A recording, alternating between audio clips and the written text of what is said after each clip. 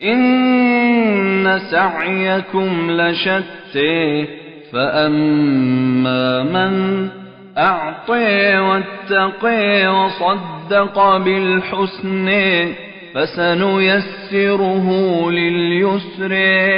السلام علیکم ورحمۃ اللہ وبرکاتہ. آج کی ویڈیو میں ہم ایک ایسے امام کی زندگی کے کچھ پہلوؤں کو جانیں گے جن سے روایت کردہ قرات لیبیا، تیونس، قطر، اسپین اور جنوبی افریقہ کے اکثر حصوں میں رائج ہے.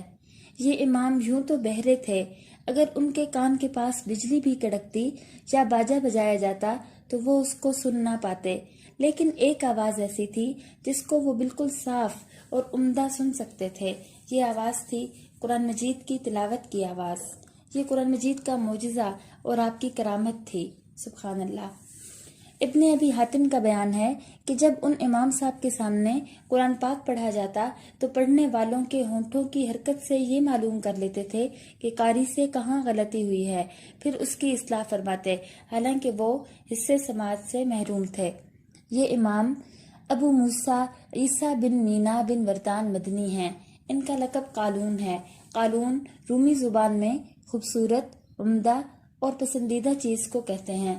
امام قالون کہتے ہیں کہ جب میں اپنے استاد محترم امام نافع مدنی کے سامنے قرات کرتا تو وہ مجھے قالون کہتے تھے. امام قالون 120 ہجری میں مدینہ طیبہ میں پیدا ہوئے. ان کے آباء و اجداد کا تعلق روم سے تھا، لیکن مدینہ سے محبت کی وجہ سے اپنے آپ کو مدنی کہلوانا پسند فرمایا کرتے تھے. امام قالون نے امام نافع مدنی سے قرآن مجید کا علم حاصل کیا. امام قالون کی قرات 4 واسطوں سے نبی کریم صلی اللہ علیہ وآلہ وسلم تک پہنچتی ہے. امام قالون نے مسلسل 50 سال تک امام نافع کو قرآن پاک سنایا. قالون جب تلاوت کیا کرتے تھے تو امام نافع مدنی بہت خوش ہوتے اور ان کی تلاوت کی تعریف کرتے. امام قالون خود کہتے ہیں کہ جب میں بے شمار بار امام نافع کو قرآن مجید سنا چکا تو ایک دن امام نافع صاحب نے فرمایا کہ تم مجھ سے کب تک پڑھتے رہو گے، اب تم ایک جگہ بیٹھو تاکہ میں تمہارے پاس طالب علموں کو بھیجوں. اس کے بعد امام قالون درس و تدریس میں مصروف ہو گئے. ان کے چند مشہور شاگردوں کے نام یوں ہیں: قاضی ابو اسحاق بن اسحاق، ابو جعفر محمد بن ہارون، ابراہیم بن حسن کسائی رحمہ اللہ علیہ وغیرہ. امام نافع مدنی کی وفات کے بعد 70 سال تک مدینہ طیبہ میں درس و تدریس کی، جس کی بنا پہ امام القراء کا لقب پایا. امام قالون فن قرات کے علاوہ نحو اور عربیت میں بھی ممتاز تھے. علامہ دانی نے ان کو معلم العربیہ لکھا ہے. امام قالون نے 100 سال کی عمر میں 220 ہجری میں مدینہ طیبہ میں وفات پائی اور جنت البقیع میں سپرد خاک کیے گئے.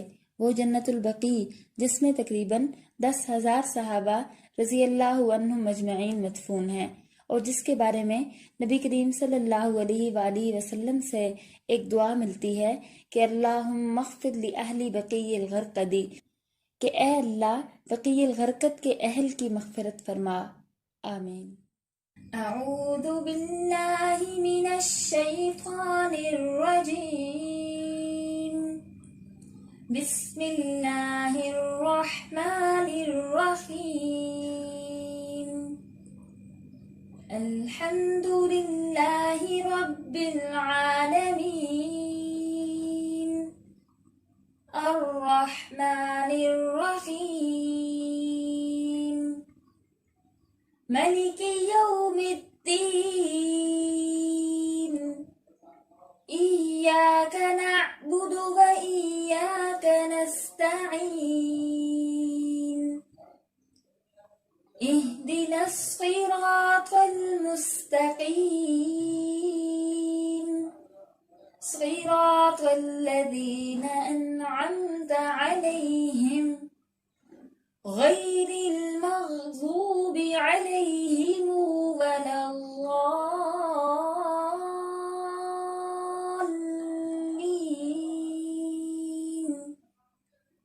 صدق اللہ العظیم.